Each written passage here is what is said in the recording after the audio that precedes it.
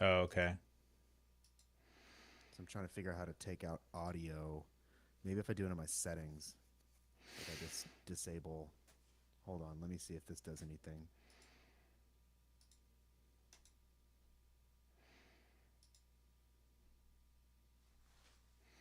Nope, It should just that be. It disabled should all just my be audio. on. Okay, I think we're here. All right.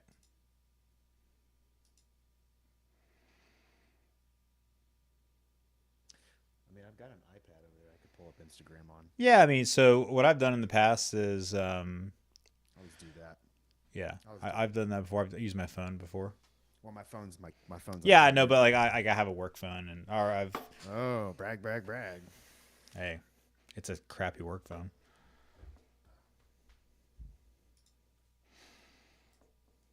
Cool.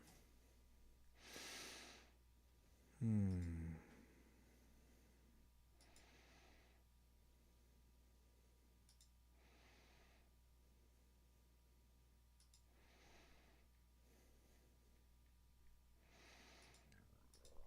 Okay. Yeah, I think we're good to go here in a minute.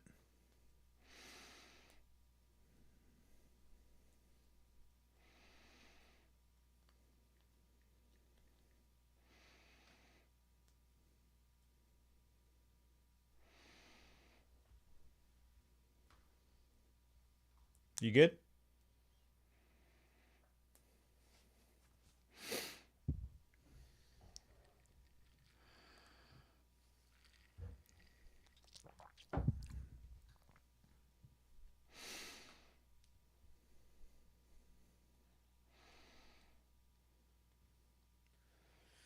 This is like the most ghetto rig thing known to man. I got my iPad. I got continuity camera.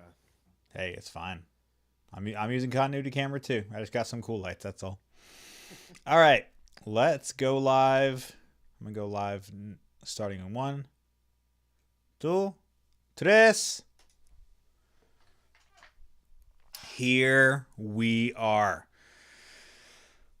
Welcome to Wednesday Night Live.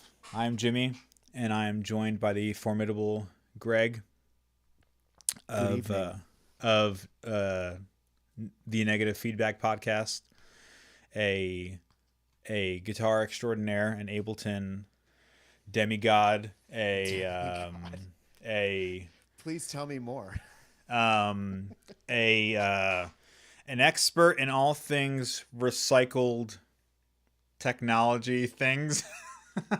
Except for I couldn't even figure out the freaking continuity camera. Yeah, it's okay. It's all good. So, well, here's the cool thing. So, me, myself, Greg, and David Lee, also known as that Asian guitar guy, is so we have a podcast that we are in the beginning, the infant stages of, called Negative Feedback. Some of y'all have probably seen our posts. You've definitely seen our hot takes, and so I've been wanting to transition my Wednesday night lives into allowing recording a live chat, live talking of all these things. So this is episode one, and this is a strat. We're also here live on YouTube if you want to hear in glorious stereo width godliness. Sunday vibes brought to you courtesy of Eventide H90.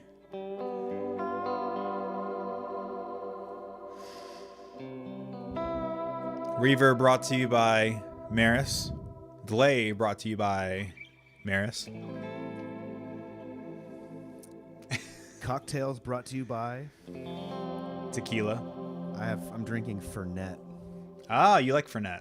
Oh, I love Fernet like a son. Yeah, I can tell that you are from the South, because I've only most people that I know who like Fernet are from the South. I'm actually from LA. Really? Yeah. I had no idea. Everyone on Instagram and YouTube, can you all hear us just fine? Let me see if I can get this chat going.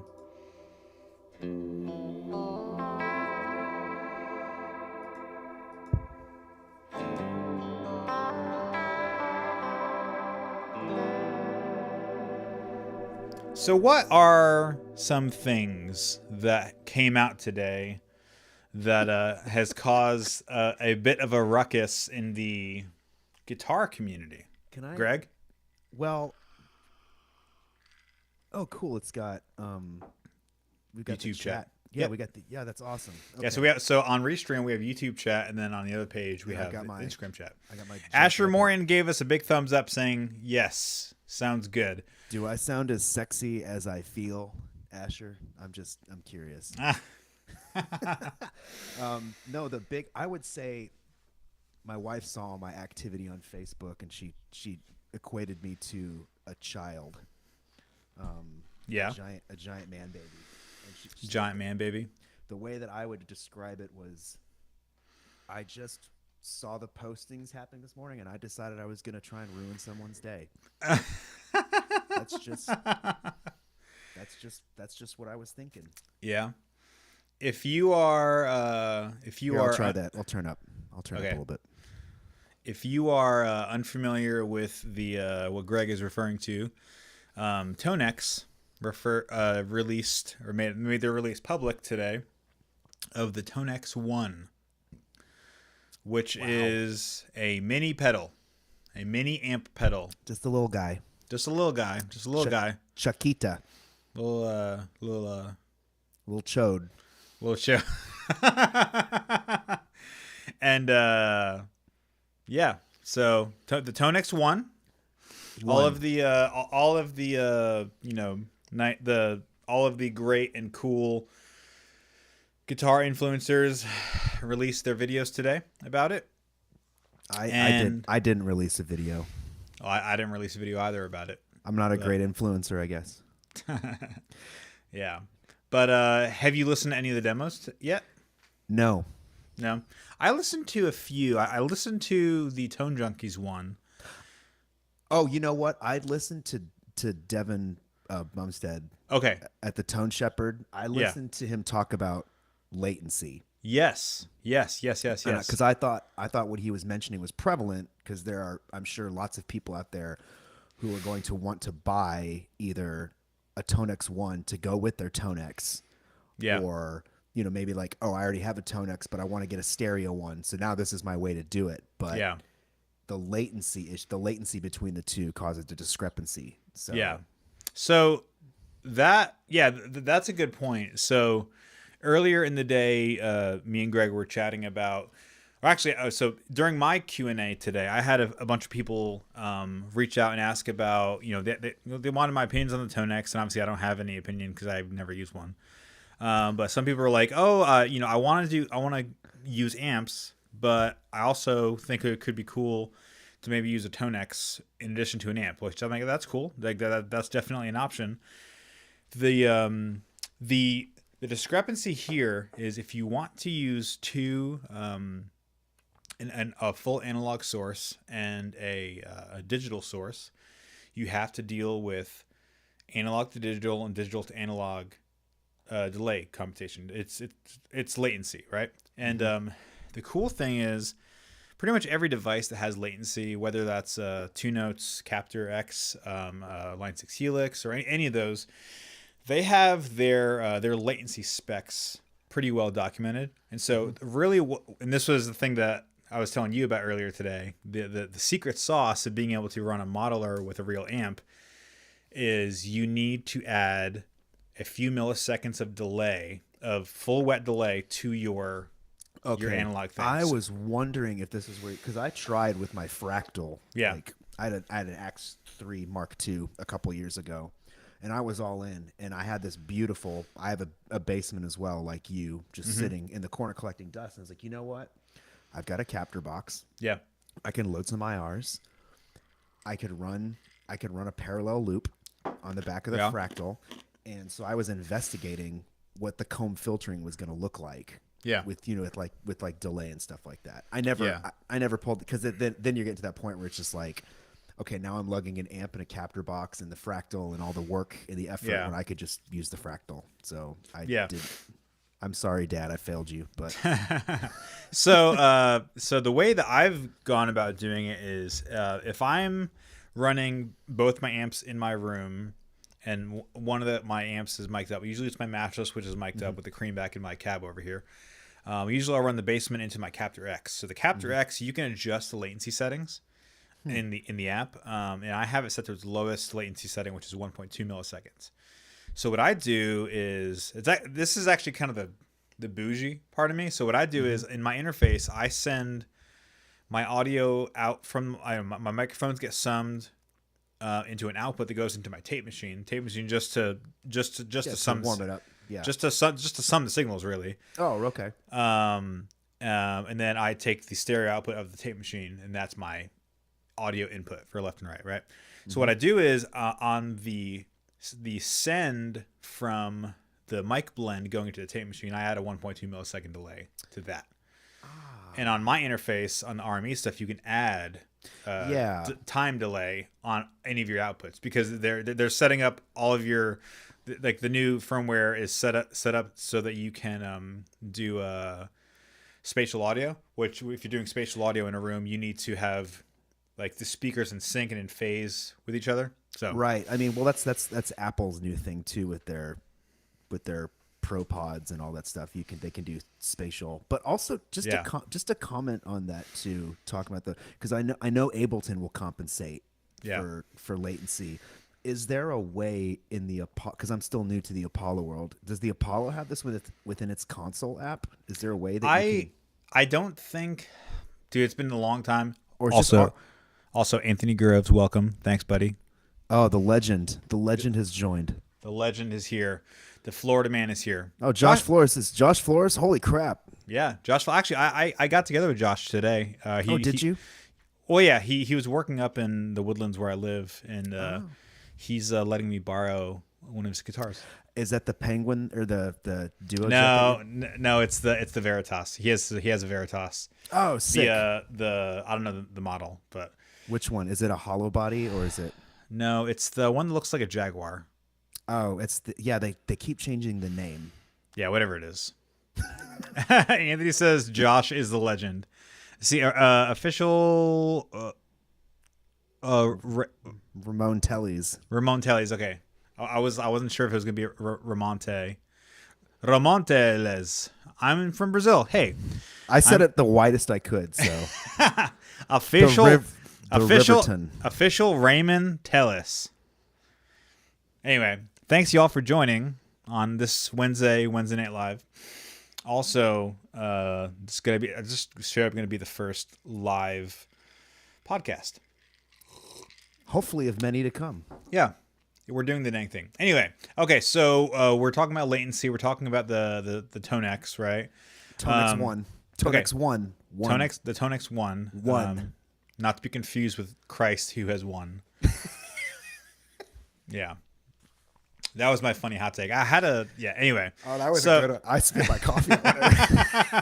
I almost, just all the Jesus jukes. I was like, look, guys, if you're going to Jesus juke, you got to do it in the King James Version. Yeah, well, because the King James Version adds a biblical element that adds like a superior throttle to your convictions. It adds a +2 conviction rating. Oh my gosh. Yeah. Let's hear something in stereo. There you go. Little tri-chorus. Like I said before, y'all, if you want to hear this in glorious stereo, head over to YouTube.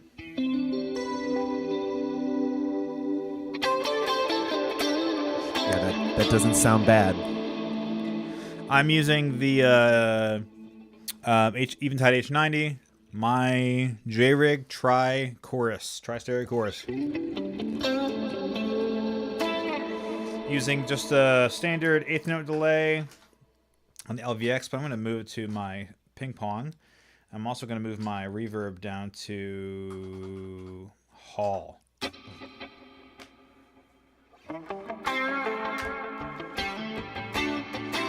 Zachary Ryan Saucier is here. That guy owes me money. No, I'm just messing. Anthony, David, I think his wife is doing something, so he had the kids tonight, and he got grounded. Now, Well, here's the thing with David. David is a night owl compared to Greg and I. Like, oh yeah, so his night doesn't start until like 11:30. I mean, that's why he always shares his videos at like 11:30 p.m. I'm having my first dream at 11:30. Yeah. Zachary Ryan said LVX gang, and that's right. Isn't that true, Greg? Oh, that's right. Zachary Ryan has an LVX again. Yeah. I wonder how long this will last. No, oh, sorry, man. Official Ramon. I'm gonna call him Ramon. I'm gonna call you Ramon. Sorry. That's good. Said no Brazil consumed HX. I'm white. But your last name is Cardoza, man. Oh, I know, Cardosa. Oh yeah, play that Landau, baby. Timothy Wilcox said, "Do you think the price jump from the H9 to the H90 is worth it? How much more do you get?" Okay, do you want to comment on this, or do you want me to comment on this? I'll comment, and you can make yours as well. Okay, I'll piggyback. I'll let you start. Yeah. So so very few people. Sorry, on YouTube, Jared. Did I miss the Aspen demo? No. Yes, you missed it, Jared. It's done. We flipped it on Reverb. It's gone. I'm not going to flip mine because. Oh, I'm on the wait list. I'm excited. I'm actually excited for that pedal. Yeah. I was really excited to compare to the Kilt until I realized. Well, I was excited to compare it, and then I realized, oh crap! I let AJ borrow it. Whenever AJ got his stuff stolen, so. Right. Yeah. So anyway, I don't have one right now. So, but we'll still hear it. We'll still hear the Aspen. Because you've been wanting to hear if it can do like the spitty fuzz thing, right? That was my biggest. I mean, the Expandora is like the hipster part of me is like I would rather have an Expandora on my pedal board. Oh, Jared, I'm 161, so there you go. Really? Wow. Yeah. So and Jared just said he's 163. So buddy, we'll be right there. We're gonna be virtually high fiving. Yeah. Well, here's the thing, man. It is a killer deal that solves the problem that so many people have with the Kilt, which is the low volume. Yep. And I mean, in complete transparency, that was my issue. Aside from, so my personal one seemed to be noisy and susceptible to interference more so than the other ones. And it kind of came out of nowhere. So I'm like, I guess I'm just going to not use it. So for a while there, I had the, I took the Kilt off and I had the Nordland ODRC. Daddy's Overdrive. Daddy's Overdrive. This is, I mean, and honestly, I'm probably going to take my KTR off and put this in this place too. Are you serious? I don't know yet. We'll see. Have you tried okay, we got to get back on the H90 train. But yes. Quick, okay. So, yes. Well, let's go touch on the H90. And then we'll talk about the Nordland. Okay. Yes. Okay. Clearly, we're very prepared for this. Okay, so Timothy Wilcox said, "Do you think the price jump from the H90 to H90 is worth it? How much more do you get?" Okay, so let's take a step back about 10 years. The H9, when it was released, you could get different versions of it. You could get, I think there was like a core. There was a core. There was a standard. And a max. Okay, so and the cool thing about the max is that if you had a max, that means that you had everything, and that could be transferred to multiple H9 pedals, right? Eventide would come to your house and hang out with you. They would, they would buy you coffee. They would buy you your groceries from time to time. They would send encouraging cookouts. Yeah, I remember the cookout thing. Yeah, they would do cookouts. Great guys. Great guys. They actually are great guys. Anyway, beside it, so if you go back a few years, that was the premise for the H9, right? They took all of the factor pedals, yes, and they threw them into one unit, as well as some algorithms from H3000 and Eclipse and similar stuff. They put the Ultra Tap in there. Mm-hmm. And then they put the undulator in there, which is also the Ultra Tap algorithm. Yeah, and then later on they added the Tricera Chorus, which is the Tricera Chorus. Anyway, okay, so at that time you would have different price ranges. So you have the core, which would be like, I think it was like $400 or $499. Then the standard would be like $599, and then the max would be like $799 or $899, whatever it was. And obviously the big issue with H9 is that it's one effect at any given time, and the user interface requires you to have a Bluetooth device, whether it be an iPhone or an iPad or a computer. I'm going to say this too. The other issue is that the headroom on the unit was never exactly line level. Yeah. So that granted, that was something that you would notice, not if it was just in a standard guitar rig, right? Right. So like I discovered the headroom issues whenever I had my wet rig, and I had to pad the signal down just a little bit to get it back to normal. Also, people that came from the Eclipse world who were expecting the H9 to be able to be the pedal form of that, were severely disappointed. Yeah. There's a few things too.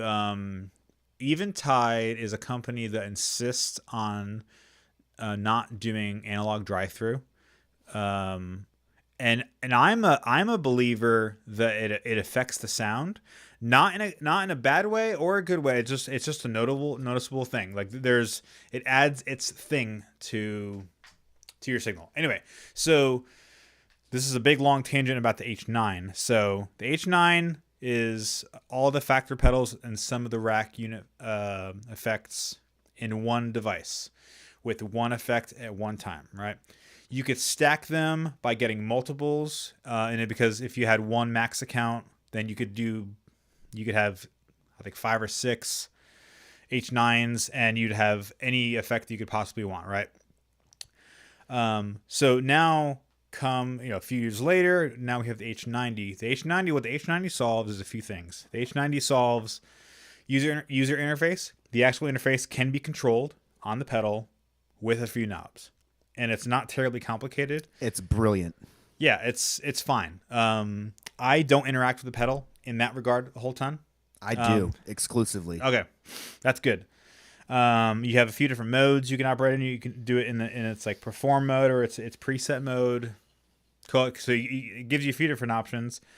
It increases the headroom, the signal headroom, as well as just the simple fact of two algorithms next to each other, whether in parallel or in series. Yes. You also have the 2 sets of inputs and the 2 sets of outputs. So that's the long and short of my explanation of saying you basically have 2 H9s with better headroom, with better audio routing capabilities, and a better user interface.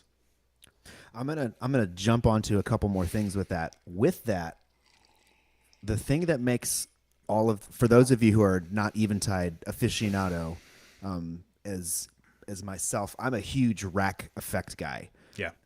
That's kind of my jam. And so I've owned H3000, I've had DSP, 7600. I almost bought an H9000 at one point. Yes. I've had 2290s, SDD 3000s, I've had SDE 3000s. And the thing about these Eventide racks is that the processing power that they put into their algorithms when the H9 came out, I'm sorry, it was like they cannibalized their algorithms. Black hole on the space pedal does not sound like black hole on the Eventide H4000 or on the Eclipse. And part of that is the DSP, part of that is the headroom. And so what Eventide has done is they have shortened the gap with their new ARM processing. Yeah. And so a lot of these algorithms are a lot closer in sound now to the old rack units. The difference is that the algorithms, you don't have the control that you used to have on, because I have 2 Eventide Eclipse on my shelf right now, which is kind of a weird flex, but but like as far as using chorus goes, some of us have Eclipses and some of us have walls of synthesizers and tube amps. So there you go. I mean, it's whatever. there you go. So the Eclipse, I can take the diffusion algorithm, which is 20 different delay taps in it. And I can pan them anywhere I want in the field. And I can make basically my own super chorus, super reverb. I can make my own chorusing reverb. You can make a vibrato reverb. The micro pitch, yes, I actually have recreated the Michael Thompson micro pitch shift patch, and I can share it with you as a SI6 if you care, Alex. Just hit me up on Installator. Is that a that's your MIDI Systex from The Eclipse. Okay, I think you can do a conversion of Systex to the Eventide file. I know that you can for the H9. There might be a jack of all way to do it, to go from Eclipse to H9 to H9 to H90. I think I could do the S. Well, here's the cool thing. You like I can take H9 presets. It's like a certain H9 something file, and I can straight up import it into the H90, no issue. Boom. Using the app, you can do it, or the computer. You can't do it on the app yet, on the iOS app yet. Yeah. Yeah. So Alex actually just got an H90. So if you do, okay. Yeah. He texted me the other day. He was like, "Bro, I got it." I'm like, "Yes, you did. Let's go. You got the ding dang thing." Awesome. So the thing rules. I don't have one on my board right now, but I love the H90. I will say too, the cool thing, it's kind of a bummer for people are kind of butthurt that are big Eventide supporters, because like they put like a new tape delay algorithm and they put a new analog delay algorithm on the H90 that sounds incredible, and you can't get it on the H9000 yet. It's not there, and it's been over a year. So all these people are like, wait, I spent $7,000 on this V-Sig flagship, rack unit, and I don't even get the basic algorithms that Eventide is releasing. What's weird about that is that you also have a superior device. Well, like, V-Sig, yes, you could literally make your own tape delay in V-Sig.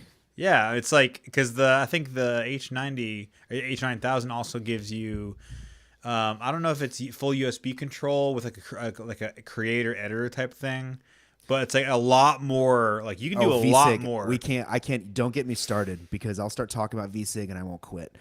But yes, the H90 for the price. Let's talk about the price real quick. $899 new. You can find them. I found both of mine. They were demo units from Pro Audio Star. I can't believe I'm letting the secret out, and I paid under $700 for them. There you go. So you can find them. That is the hot take and the pro tip for tonight, guys. So if you think about, if you have a Walrus Auto Julia, that's a $120 chorus vibrato pedal, and you've got an El Capistan tape delay, that's $500 worth of equipment right there that you could have in an H90. And the H90 on top of that adds, it's not great, but it adds overdrives, tremolo, multi-tap delay, vintage delays. You could do all the Eventide space. They added the SP 2016 reverbs to it, which freaking rule. That's a killer plugin and a killer rack reverb, and it sounds better than the H9. It just sounds better. Yeah. So I'm done. In response to vibrato and tape delay, this is my very standard tape quarter note delay on the LVX with J-Rig vibrato on the Eventide H90. Sounds so good. Oh, it's just I could chew on it right now.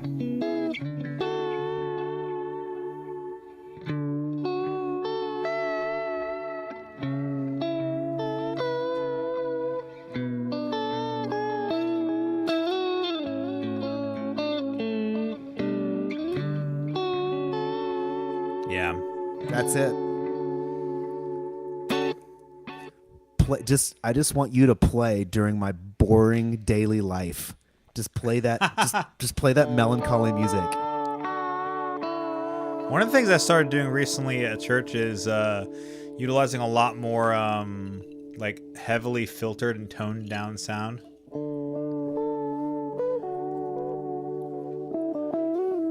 Like things like that. What's cool too is you could put an EQ in parallel on the H90. Yep. And you could make it lo-fi as much as you. Man, it's just like you can do it all. Yeah.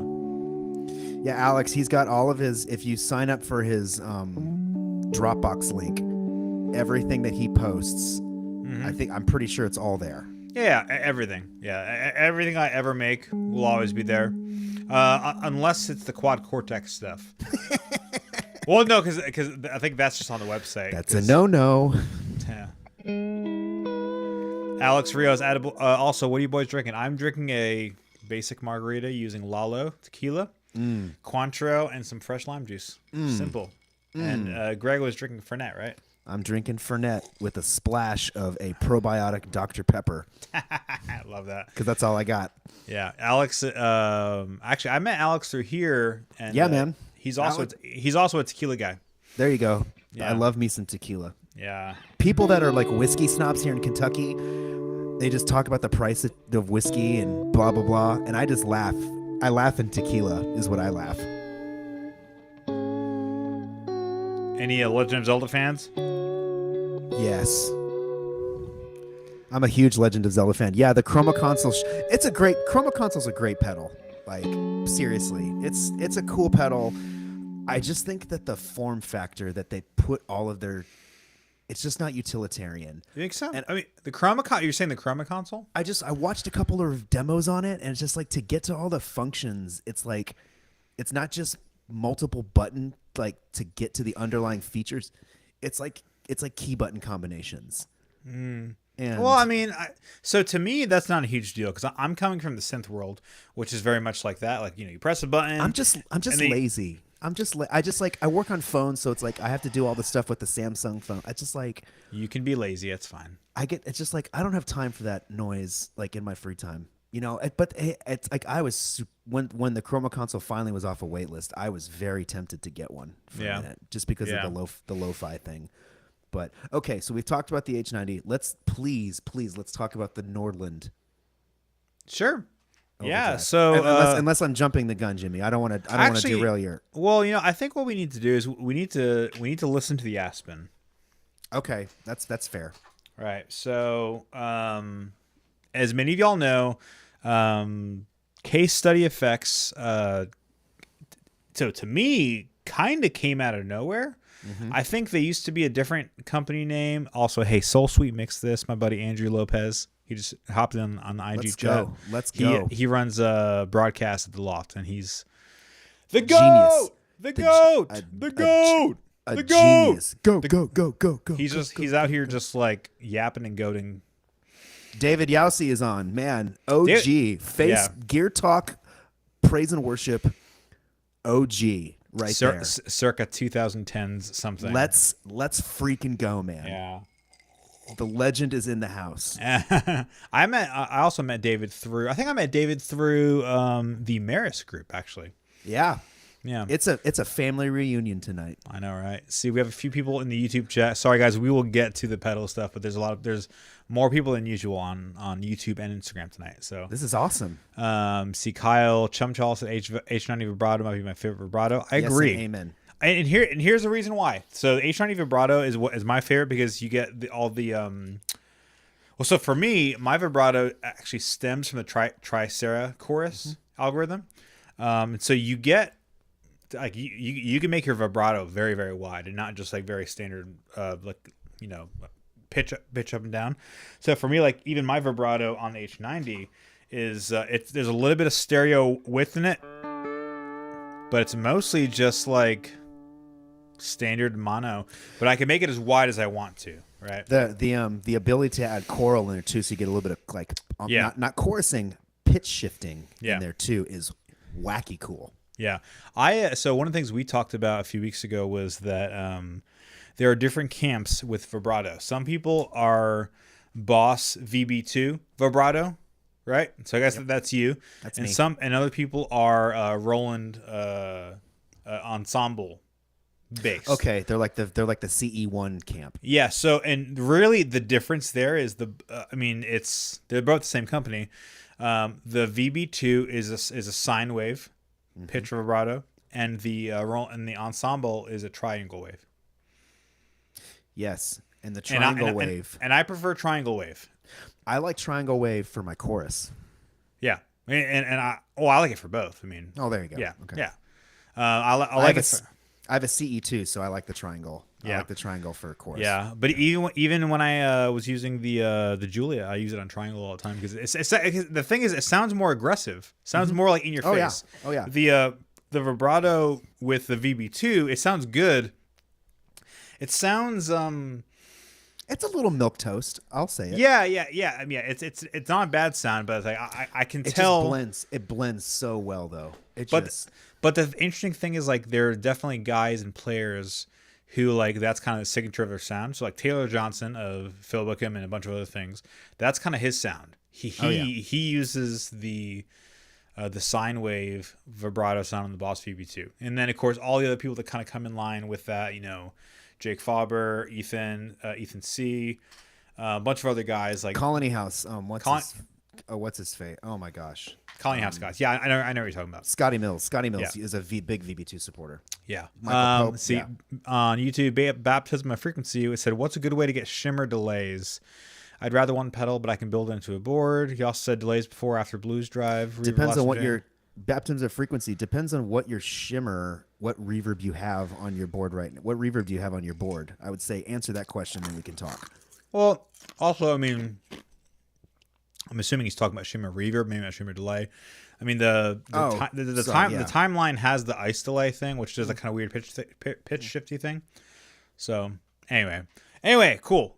Okay. Cool. Oh, we can get back to all these, but let's talk about the Aspen. The Aspen. Okay, so currently I'm using the Jimmy rig on the Quad Cortex over here because my amps are not at my house currently. So this is the sound that we're dealing with. We have the Matchless Clubman on the left. I almost said, I was like, man, you sound pretty. Your tones are pretty clean tonight. Yeah, it sounds pretty clear. Yeah, because you're on the Quad Cortex. Okay. Yeah.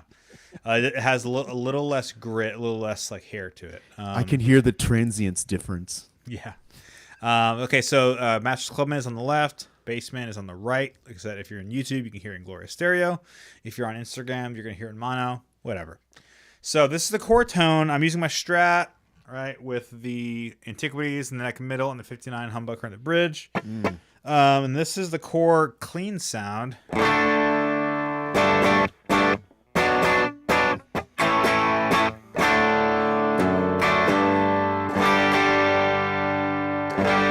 Right? It sounds fine. Just keep it on the bridge. Just go for it. Full send. Yeah. Well, so I'm a stickler for, I want to know what the amps sound like by themselves, right? I really, everyone's like, oh, I'm using AC30 and ProSonic. Like, cool, that's cool. What do they sound by themselves? Because to me, it's like the balance and blend of the two is important, right? So all that being said, you heard the two blended together. This is the Matchless just by itself. Should be on the left side if you're on YouTube. I hear it on the right.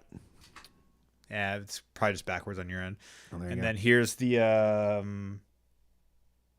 Bassman. It's quite a bit darker. Quite a bit darker. I like that. So together, that mid range just pops out. Yeah. So this is the Aspen, and setting wise, I have. Gain is a little bit past 9 o'clock. The tone is about 9 o'clock as well. Volume is noon, and then the bass control is at noon as well. Both of the switches are up. I have the manual here. Look at that. So we can talk about both of the switches up is what's in what's called crunch mode. So that's what this sounds like.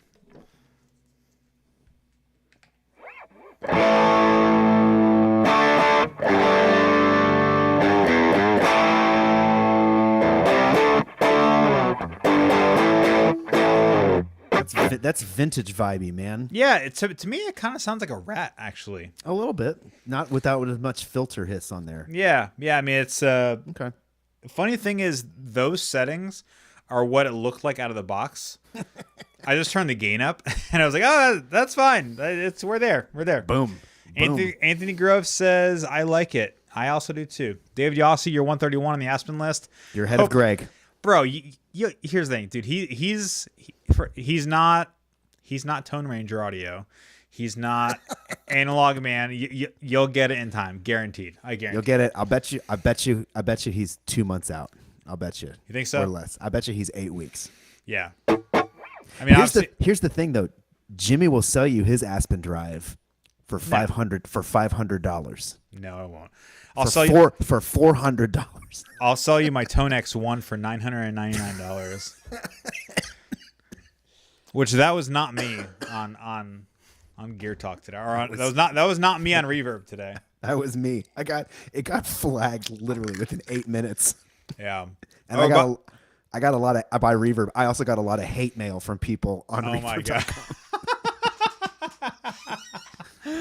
Oh my gosh. Yeah. Okay, so anyways, Aspen, let's do it. Yeah, I mean, come on.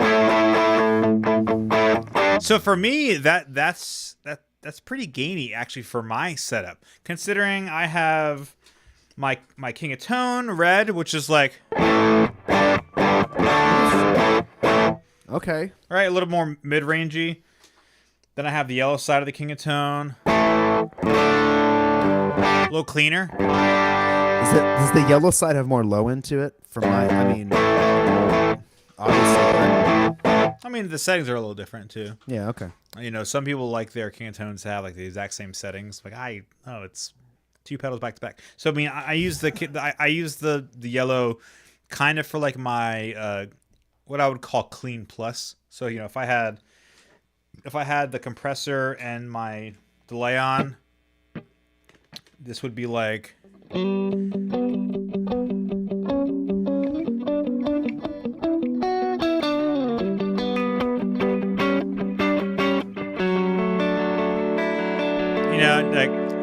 just like a little fatter. That's kind of put on the middle real quick. Can you do that? Just straight up the middle. What do you mean, the gain like or what? On your pickup selector. Go to the middle. Go to the middle position. Well, I'm on the Strat, so it's the middle pickup. You want me grab my telly? No, never mind. No, you're good. I don't want to derail this.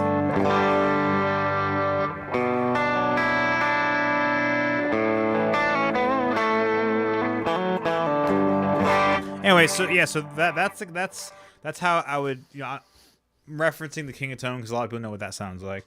So back to the Aspen. So the Aspen is filling the void of the compressed and kind of saturated drive. Like to me, I envision it sounding kind of like a Rat. Yeah, it cuts the lows.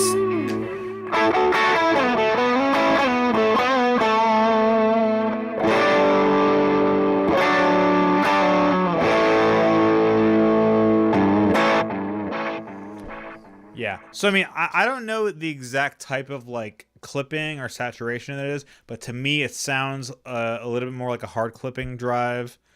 And it's a little bit more compressed. And so like that's silicone. It's silicone based, right? I don't know. Unfortunately, no. It might mention it in the thing, but so but like makes single notes sound really thick. Is that Cody Hike I see that just joined the Insta chat?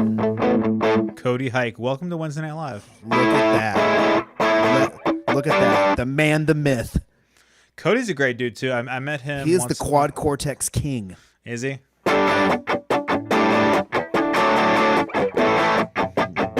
Yeah, so that's how I currently have it set, right? Let me bring the gain up to noon. Actually, that's a tone knob. All right. So this is with the gain up to noon. Mm-hmm. Not that different because I'm in the crunch mode, right? It's starting to get a little spitty though. It's starting. Girl, let's try with the gain up all the way. Let's do it. Gain up all the way. A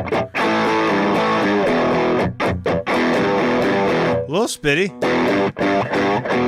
Definitely, you're starting to hear kind of the fuzz influence. Velcro. It's that Velcro.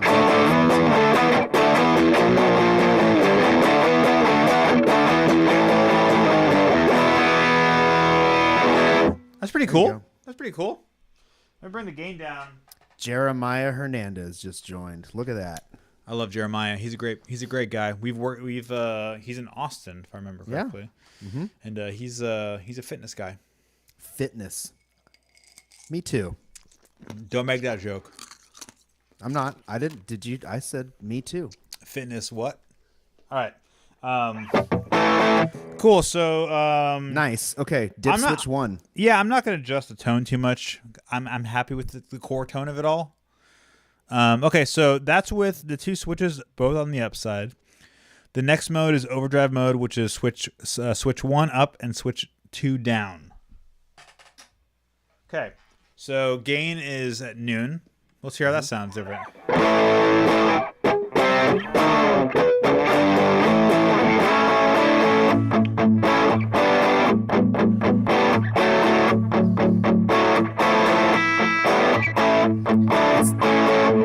It sounds like you just took the gain and turned it all the way up on the crunch mode and then just goosed it, like put a boost pedal. I was going to say the exact same thing. Yeah. Look at that.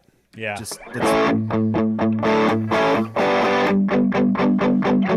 That I could imagine that being used in the context of how what's his name? What's the guitarist for Extreme? I'm running a blank right now. You got me. Nuno Bettencourt. Yeah, so he uses Marshalls with a rat, and the rat is turned all the way down. It's just like a tightener. I can imagine him using something like this, just to tighten up like an already gainy sound, right? So obviously you're losing a little bit of clarity because of the saturation.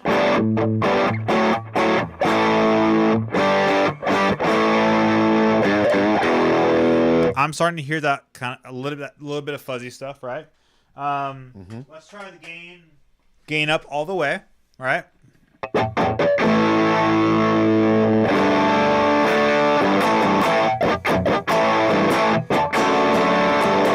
go back to clean. Go back to clean real quick. Bypass. So there's not much volume. There's not a ton of volume being added to that. Yeah, but the volume is only at noon. Yeah, that's awesome. Right?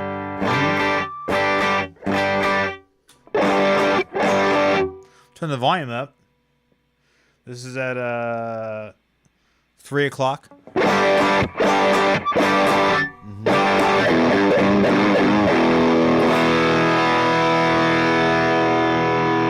So the cool thing here is that it seems like noon is about unity on the volume spectrum of it all on this pedal. What's neat too is every setting, just for you guys who just joined, every setting that Jimmy has put on here sounds muscular. Yeah, that's the word I'm going to use, muscular. Yeah, I agree. It sounds pretty beefy. Like no matter what I'm doing. I wish we could tag him in this live video. We'll tag him later. Maybe we can get him for an interview. That'd be awesome. That'd be cool. Yeah. I think he'd do it. Yeah. Okay. So cool. Then he could tell if it's what kind of diodes he's using and transistors. Yeah, maybe he won't let us. Maybe he won't let us secrets out. I don't know. He's been super open to me. So I mean, I don't know. Okay. So that's overdrive mode. Let's go to distortion mode. Distortion mode is switch 1 down and switch 2 up. Insanity mode. Oh, there it goes. no, that was fuzz mode. Okay, so this is distortion mode. Oh, that's right. We've got 2 more modes. I'm getting ahead of myself. Yeah, there's 4 modes. Forgive me. Okay, so this is distortion mode.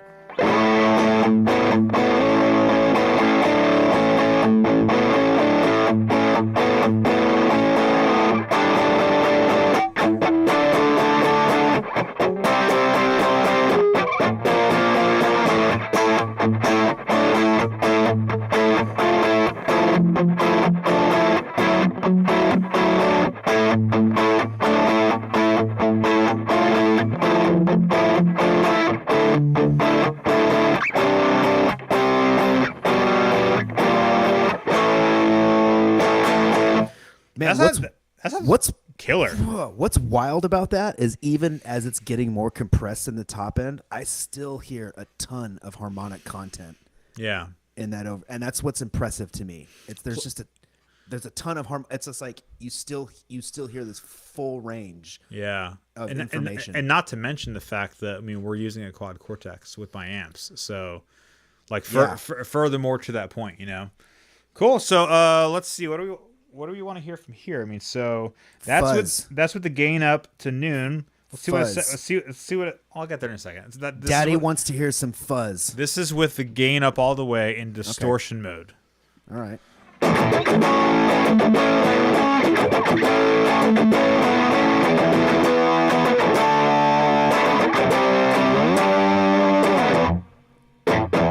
Let me see. Jared, there you go. Yes, it can do the 90s Bush tones.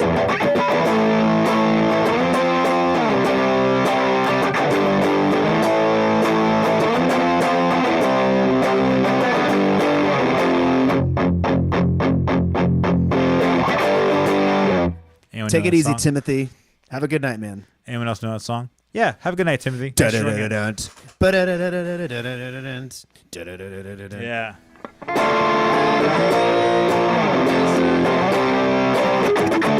Funny enough, that was the very first song I ever learned on guitar. Let's go, man. Yeah. Offspring, Self-Esteem.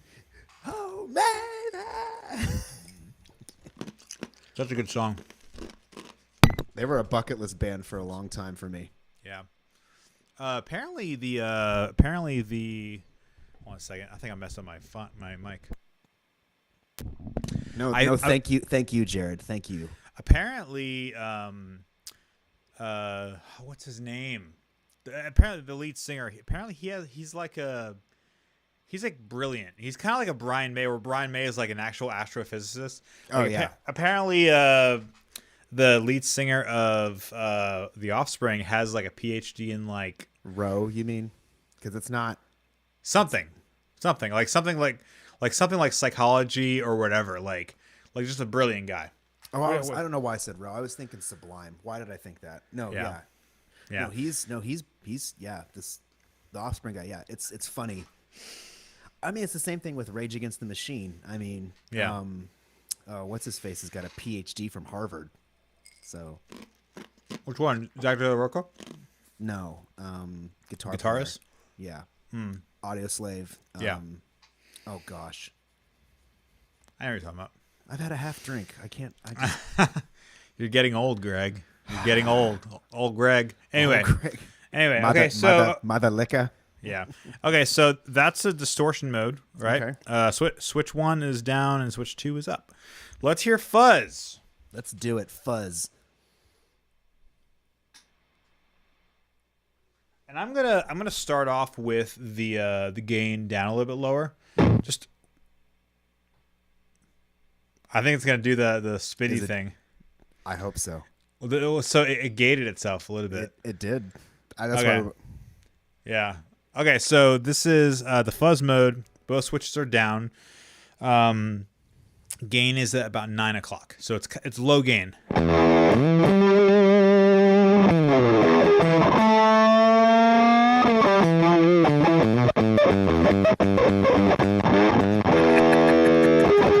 Okay, so this is going to be my one. This is going to be my thing to Tony over at Case Study. I'm sure JHS has some kind of patent on the red remote. I was just getting ready to ask that same question. Hey brother, listen Buddy, here. Listen here, brother. I will pay you to modify it. Oh my god! Oh, wait. Okay, so and that makes sense. Like maybe it's like an In-N-Out secret menu type thing. Get an extra switch because that's dope. That is freaking dope. Okay, that's gross. That's not good. And I'm gonna turn the tone knob up a little bit. Please do. Oh yeah, you can hear the noise floor going up. That's fine. Fine with me.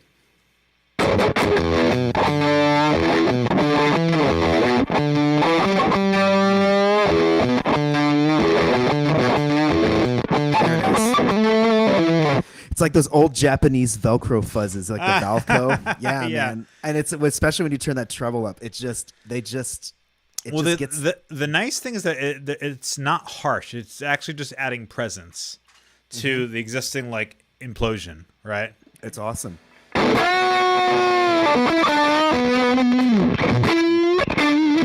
Bro, this has more in common with the Fuzz Factory. And for those of you, yes, so the Quad Cortex can take fuzz pedals. Yeah, there you go, guys. There you go. You know what's funny is Neural should send me one. A few weeks ago, I during my Wednesday AMA someone asked me, like, they know I'm a tube amp guy, but if I had to pick, but this is before my buddy let me borrow the Quad Cortex, and my suspicion was that I had a feeling that I would probably like it the most, because I can, so the application was like, hey, if I was a touring act, touring with an artist, and I couldn't bring my amps, right? Mm-hmm. The next best thing is to capture my entire rig, and from that point make it as simple as possible, right?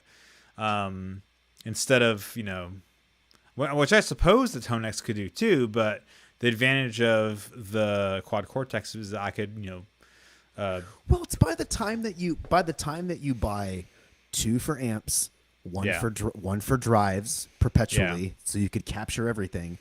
At that point, plus a DI, you are at the price of a Quad Cortex, and the Quad Cortex then also gives you compression, reverb, delay, MIDI capability. It's like just for the price point. Yes, if I was and a balanced output. Yes, and if I was a touring artist, I would and it's like, because again, those guys are not church musicians and they're not getting paid super well, so it's like they're not bringing boutique equipment on the road. It's like they're bringing the what can I do the most for less camp. And absolutely the Quad Cortex ticks all those boxes. Yeah, for sure. Plus the interface looks pretty cool too. Granted, I've not done anything. The only thing I've done so far has been to capture my amps. So I have my entire pedal board going into the Quad Cortex. So anyway, so this is the Aspen Fuzz is what we'll call it.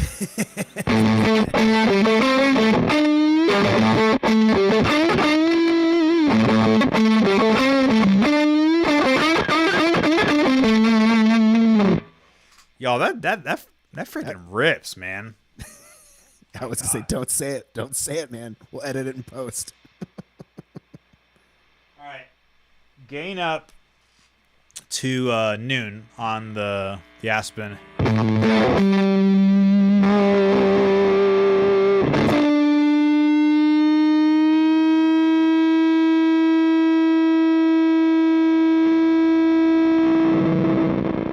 Listen to the sustain, man. Listen That's cool. to it. That's cool.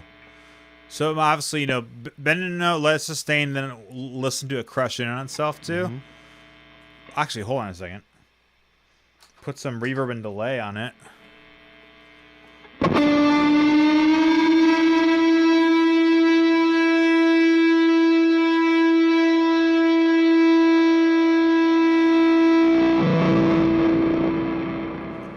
Okay, so here's the metric test. That's cool. Are you ready, Jimmy? Here's the metric test. What? Turn the volume on your guitar down. Let's hear how it cleans up. Yeah, okay, so I'm on the neck pickup. Well, granted, that's not the case with every fuzz. So, okay, but I hear what you're saying, though. Yeah. Okay, so I'll turn. So we'll start at 10 on the neck. I'll go down to 8. 6. 4. 2. Okay, so it doesn't. Okay, so it doesn't.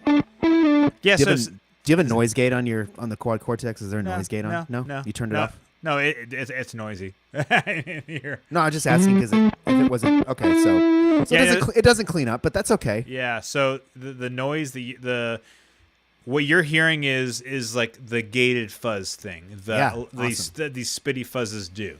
Yeah, I just was pushing the limits. It's like, okay, let's see what. I want to see if it can clean up if I turn the gain down a little bit. No, it can't. That's interesting. Nope. It almost sounds like a synth.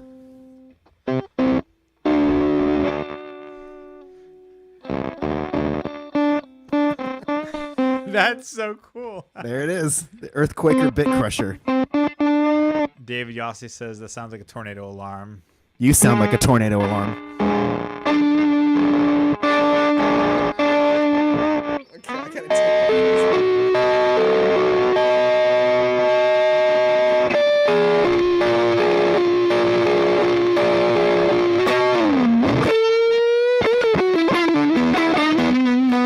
Interesting.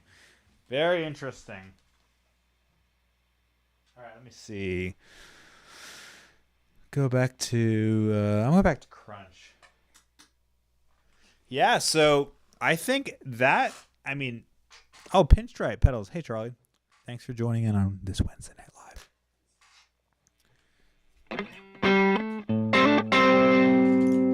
Got a pick.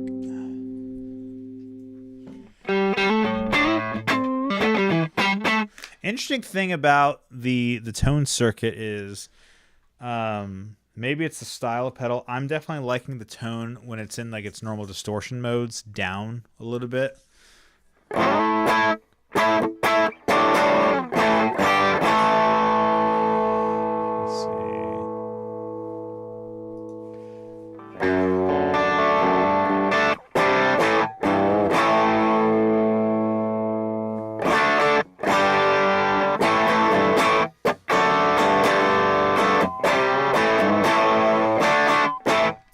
Steven Burgos, thanks for joining in, man.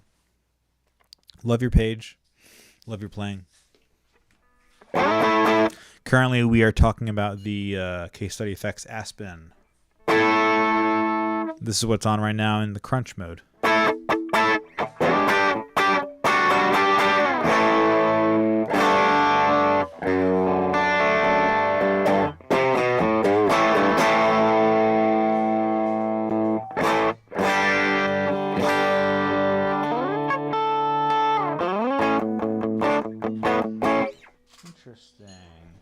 Just a little bit.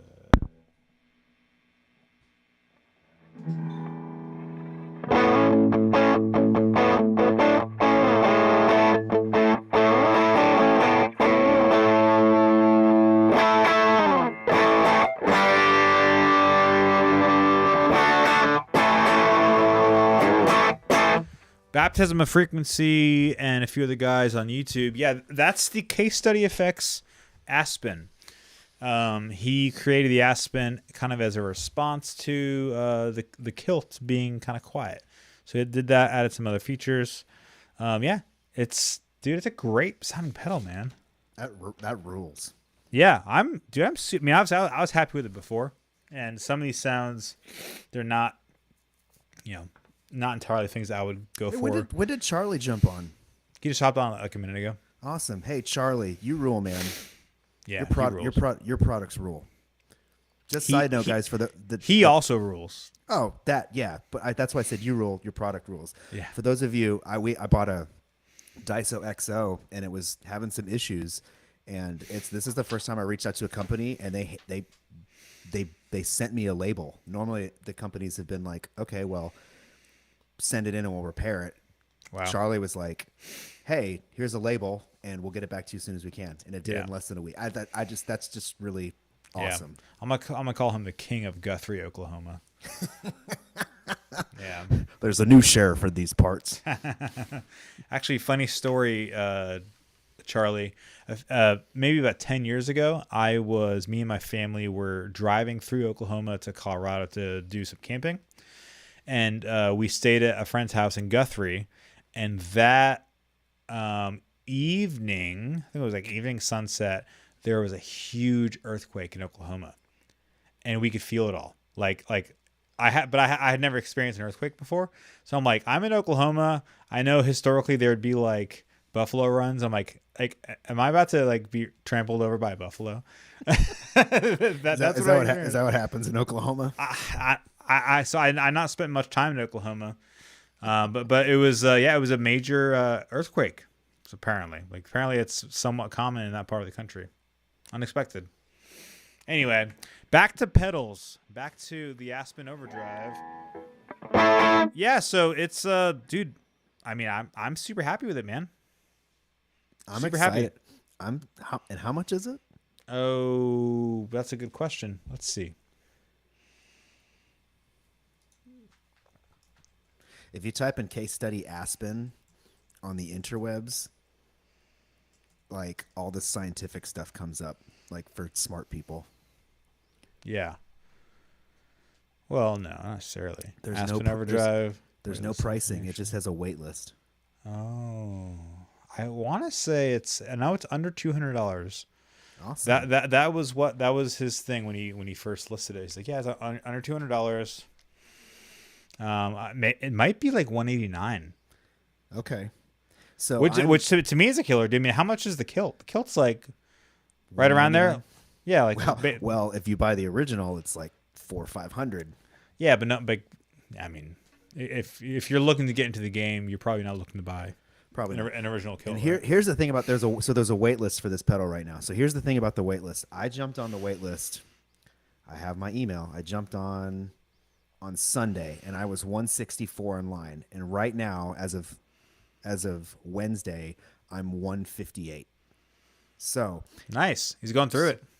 And I assume that, with part sourcing, all that stuff, Mondays are probably, admin days for him and stuff like that. I'm not going to judge him based on his movement. But if he's moving, 12 or 13 a week, it looks like. Yeah. So, I think that I was saying, 8 weeks is what I said. So I'd be willing to bet 8 or 9 weeks. We'll see. Still less than Lambertones.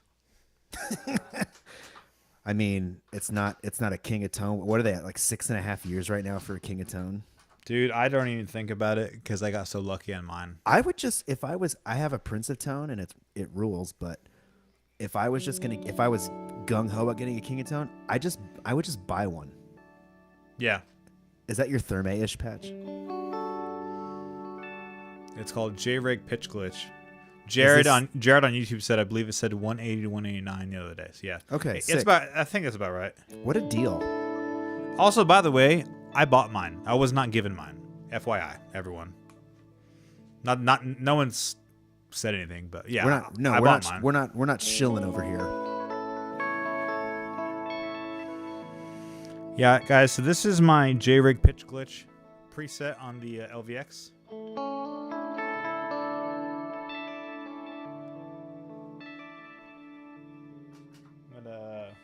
I'm going to add some additional delay from the H90. I was going to say, add a delay in front of that, please.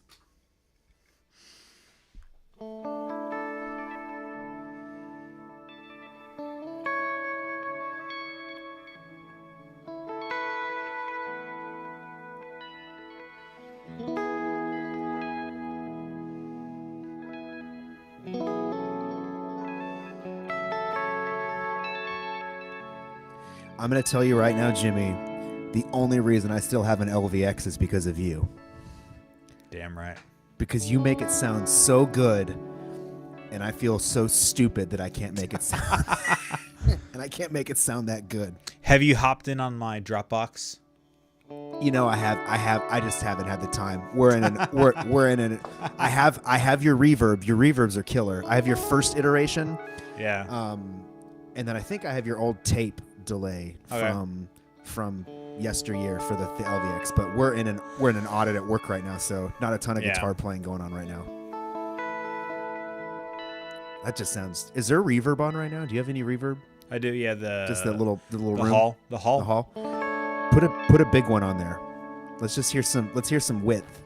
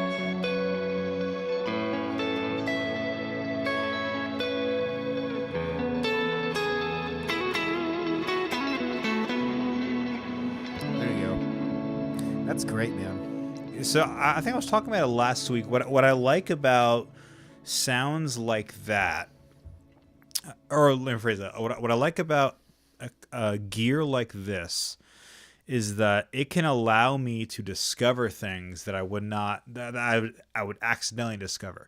So that sound is actually a very long delay. It's like a whole note delay. In stereo, there might be like a whole note and then like a half note on one side, right? Going back and forth. But the pitching up and pitching down is the half speed control internal on the delay function of the LVX is being modulated by an LFO. I was going to say, and it sounds to me like you have an LFO that's being modulated right there. And so the low frequency oscillator is modulating the half speed of it, which is causing the pitching up and the pitching down. And because it's an LFO, not at a set time, but at a set frequency, it's happening at different points in time. And that's why like having a background delay. So like the delay going into the pitch glitch is just a straight up stereo, like eighth note delay. But when you add in the pitch glitch, which is kind of cool too.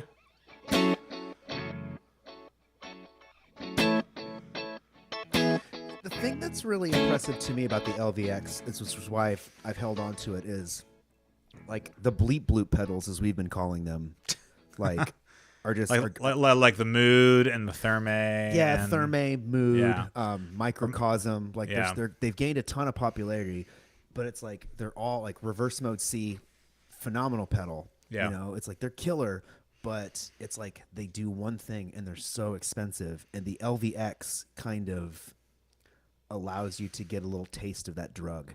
Yeah. Well, the cool thing is that the LVX is about 1.5 times the price of a lot of those other pedals, but it gives you a lot more. Yeah, right? For sure. So to me, it's a true multi-effect delay pedal, whereas something like the Timeline is a multi-effect delay pedal, but a lot more limited. Like to me, the LVX has more in common with something I would see from Eventide or something I would see from another comparable company or like the Lexicon. For the price alone for the LFO that you get, and also the filtering that you get from the LVX, is just worth. Like people don't realize that like Euro racks just to get a filter, that's a $300 investment right there. Oh my gosh, to get it's like a VCA or an LFO, that's a $400 investment. I mean, VCAs could be like $100. They're cheap, but it's like to get access to that in one pedal at your footprint, like that's just unheard of.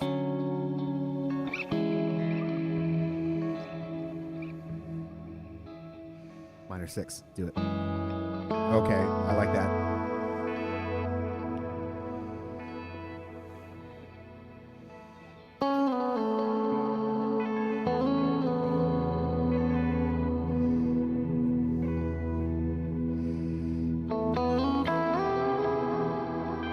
Yeah, that's a note. It's fine, man.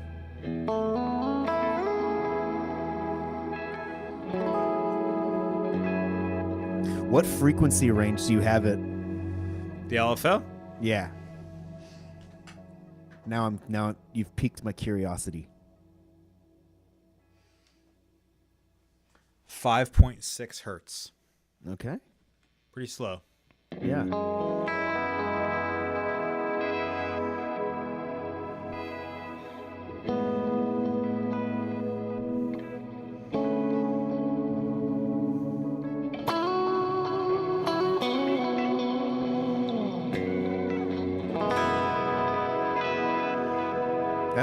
That's the tone right there, man. Does your Strat, when you go to that position 4, is it splitting the humbucker or Nah. no? No. Actually, it's kind of funny. So I discovered this. I probably should have known this years ago, but I actually discovered it. So I have Antiquity Surfers in here, which is they're like 50s style single coils. Nerdy moment for a second. Here we go. Buckle up your calculators, boys. Yeah. So when and I don't know the exact spec. So when you get when pickups are made, you can wind them a certain way, clockwise, counterclockwise. You can orient the magnets in a north-facing pattern or a south-facing pattern. Or you can put them both way. Yeah. Yeah. With single coils, it's usually you just have the actual like the poles are the magnets, right? Yeah. So I discovered that these specific antiquities are obviously the positions are reverse wound, reverse polarity for like the two, so that they cancel noise. But so those are noise canceling in the 2 position. Okay. It's noise canceling in the neck and the bridge, but I can't seem to get it noise canceling in the bridge in the middle. For vintage pickups, that's pretty standard though. So like this, the polarity, yeah. So this is the humbucker. You can kind of hear the background noise. Like go into but I still get the out of phase sound, right? So like I can still do the. Sorry, I can still get that.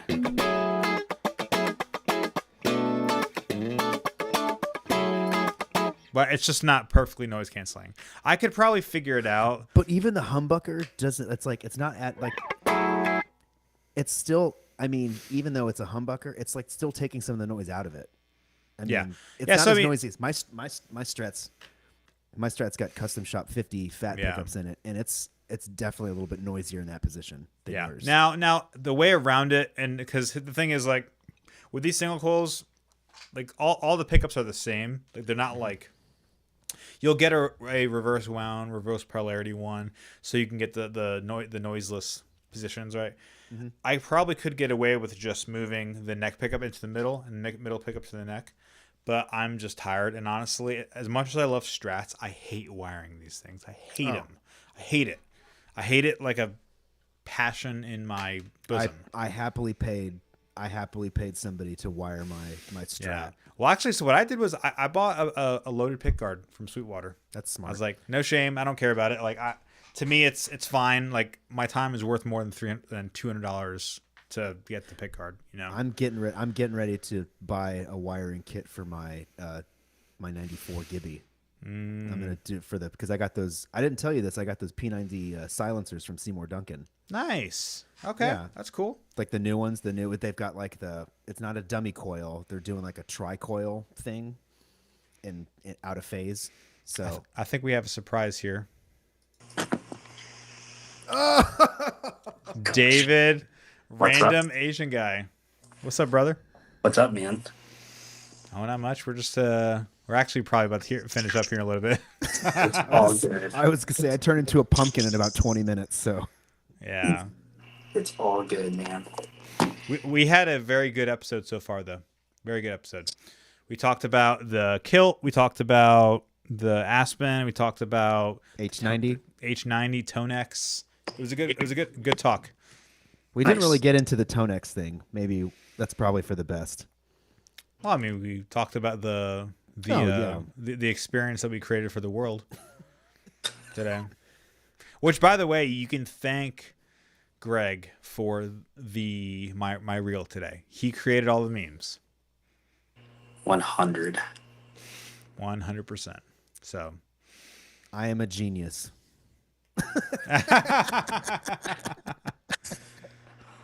Oh my gosh! Not really. Yeah. No, that was. David, I'll tell you, I woke up this morning and saw, and I'm not trying to throw shade at like people who do that for a living, but I saw all the influencers like starting to shill the new Tonex, and all the people were starting to be like, "Well, I'm going to sell my big Tonex to get my little Tonex," and I was like, "I'm gonna ruin someone's day today. That's what I want to do. That's just what I'm gonna do." The Tonex release reminded me of like the iPhone updates.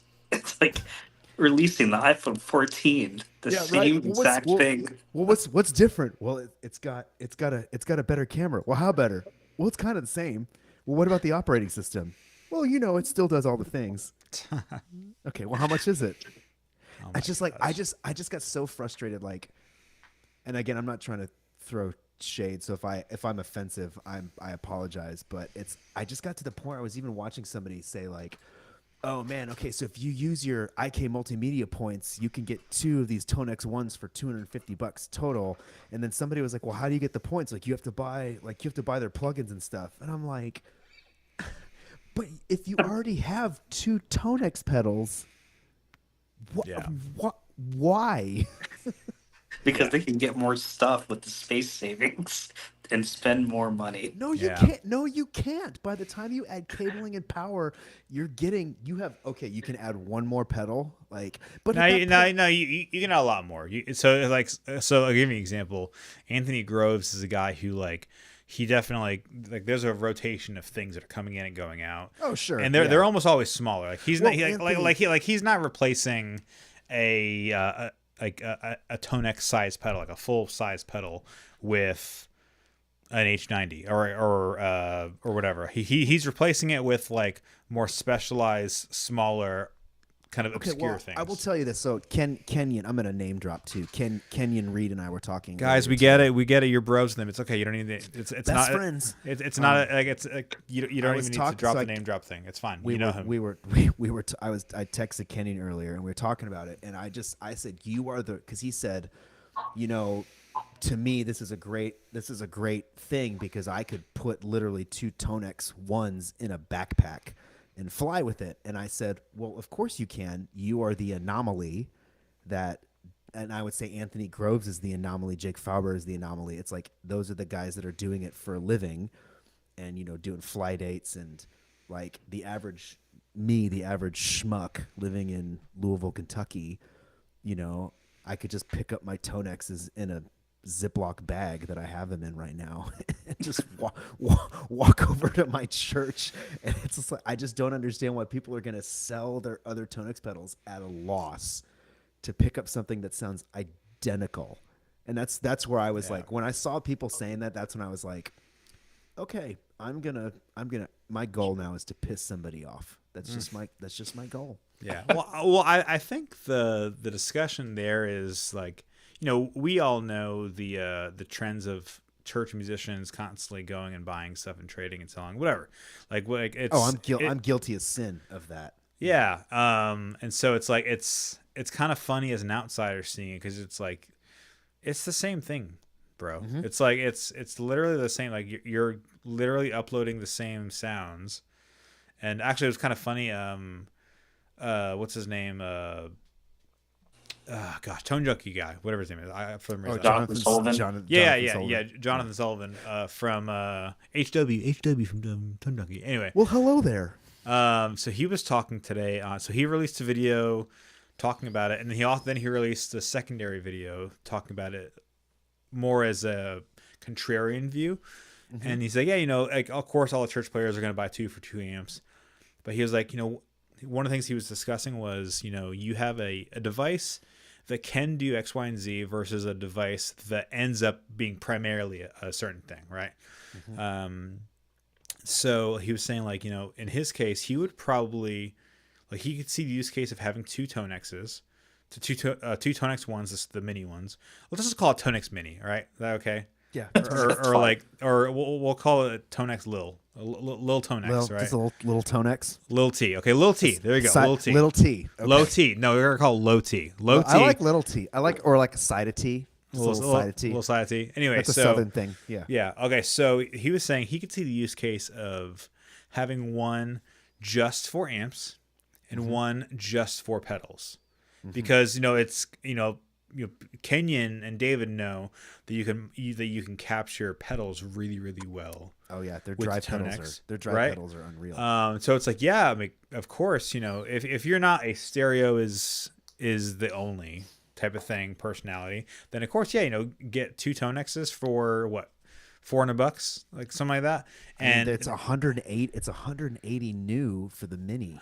Sure, yeah, for the little guy, and you can for a side of Tonex. Yeah, and you can put a Nordland, put a King of Tone, put a Klon.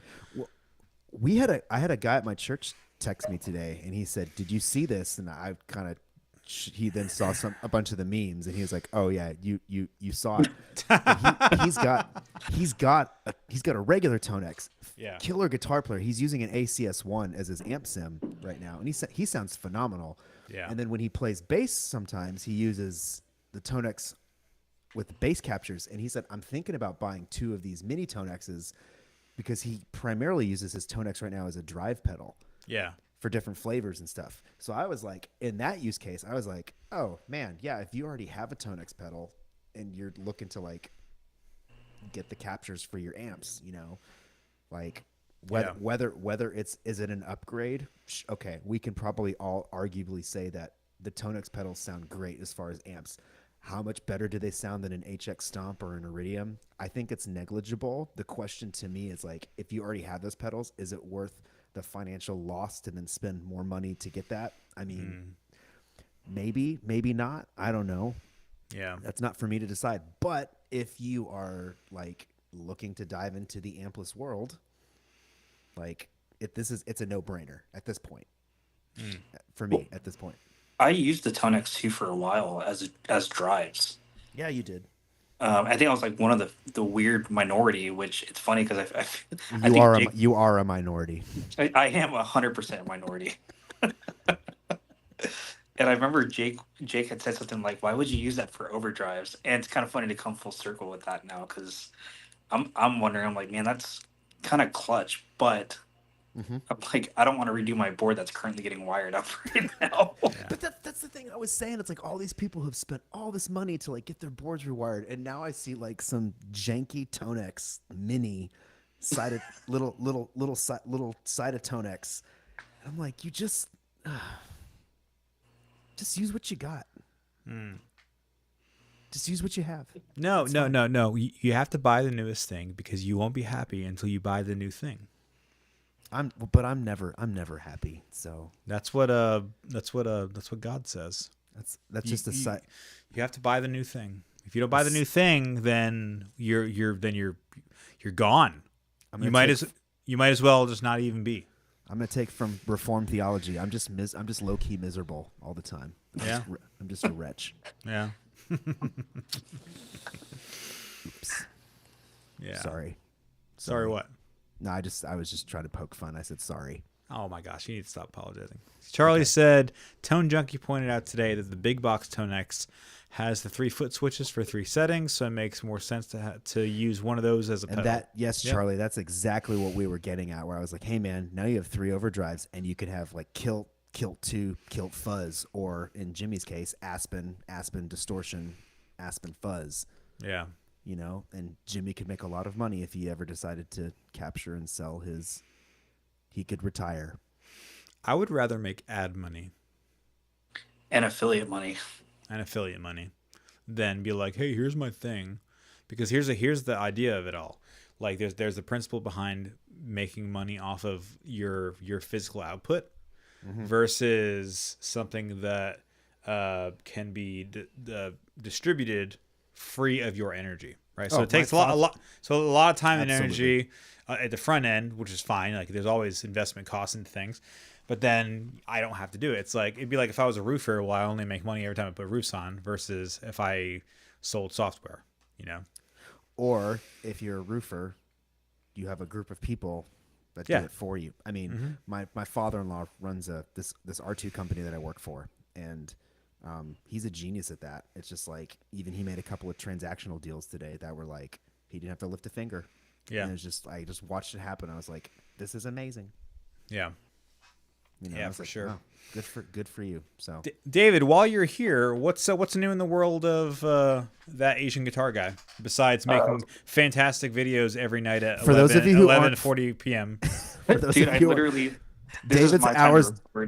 David's office hours are between the 11:45 p.m. and 3:30 in the morning. And dude, I literally record like right now until I get something down around like 10:30, and then type up this really half-winded caption, and then post, and then go to sleep. Like it's... And then because your kids, because I joke, I text you this all the time. Where I'm like, David will text us when he takes his kids to school at 11:45 in the morning. Yeah. because your kids get a late start. So That's so funny. No, nothing's new over here, man. We're just we obviously are in transition. I haven't played live in like 2 months since we transitioned churches. We've just been enjoying going to church, but to that point, I'm like trying to figure out a way to turn this into a conversation because it's been really informational to be in the audience of the room. Yeah. Because if and when I ever play in the room, like I know exactly where those frequency deficiencies are, which going back to the whole conversation of Tonex, it's like all this stuff doesn't matter if you don't know how to play to your room. Yeah. Like Nope. none of it matters. Absolutely not. And so anyway, it's been a nice break to just like focus on posting content and then messing with drives that no one's ever heard of in my case, which the new one is the mullet drive, which is insane. what's it based off of? I don't know, dude.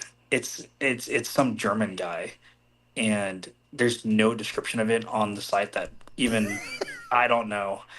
I just know Greatest overdrive in the world. 9. It sounds really good, and it can get really hairy, but not in like a fuzz way, but still like be really clear without the artificial top end. And I used it a few times on the recording stuff, and it's cool, man. I don't know. I love finding this random stuff that no one's ever played, and their marketing is awful. Like I think they sent it out to like 4 or 5 guys, and I got it on a trade, and I can't find them anywhere.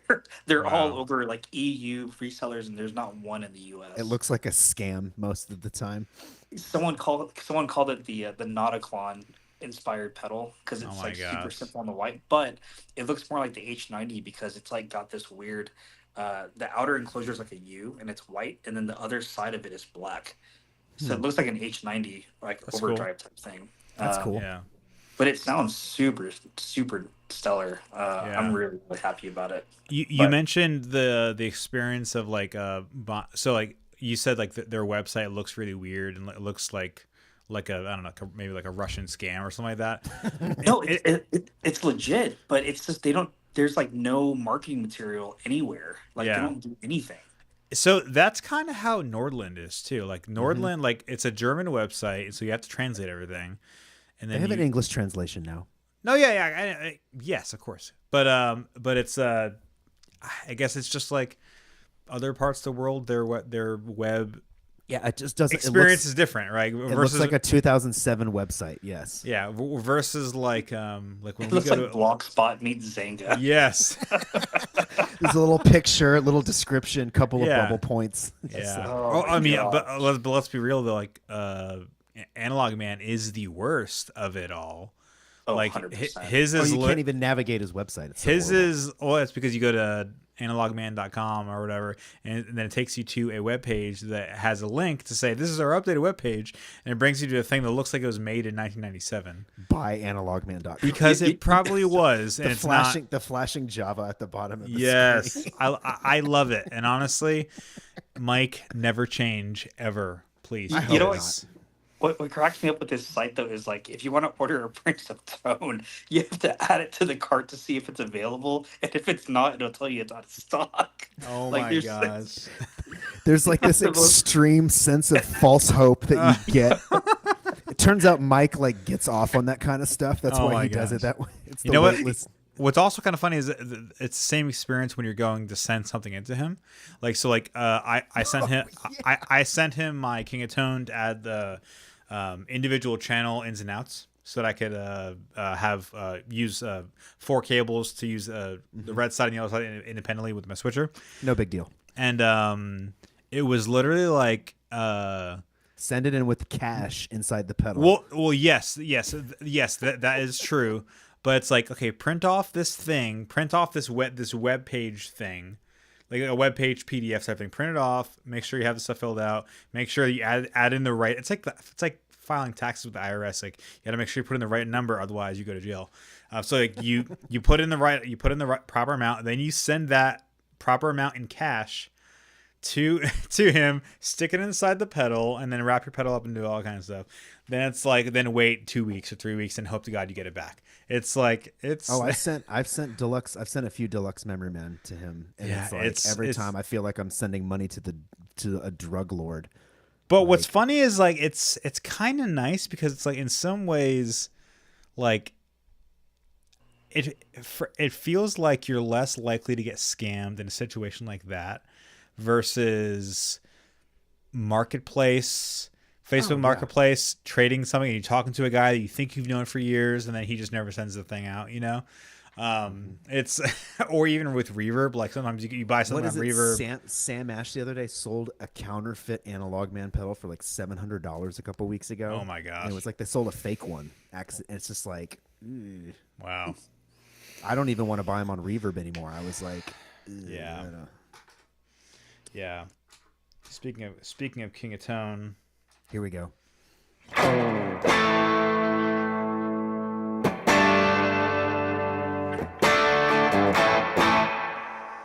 That's the J-Rig plate. My plate reverb. Super rich, super just. There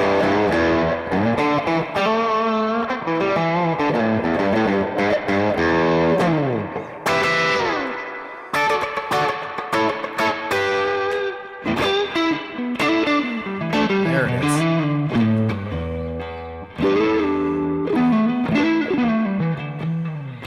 Take a side of syrup with that waffle right there. I always love the kind of like it's this sound.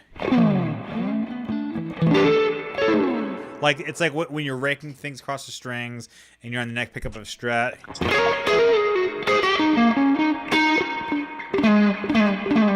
It's like the super tubey sound. I love it.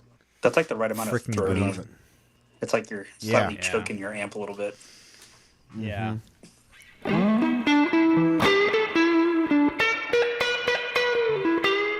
It's like my daughter who's 4, almost 5. Just a little bit of attitude. King of Tone Yellow Side, man. Oh, David, you weren't on whenever we were talking about the Aspen. The Aspen. You want to hear it as a fuzz? I'm gonna kick off here, guys. You all are awesome. Yeah, actually, you know what? Let's do this another time because I gotta get off too. David, Yeah, I got an early morning, and I'm an hour. Good, I'm an hour ahead of you guys. everyone, thank you for joining Thank you us so tonight much. on Wednesday Night Live. I'm here every single week. Greg, myself, and David, we are Negative Feedback. Make sure you're following us on Instagram, and David's going to release a video and hopefully a podcast soon. No pressure. Or else. Or else. Or else. Or else. Y'all take it easy. Have a good night.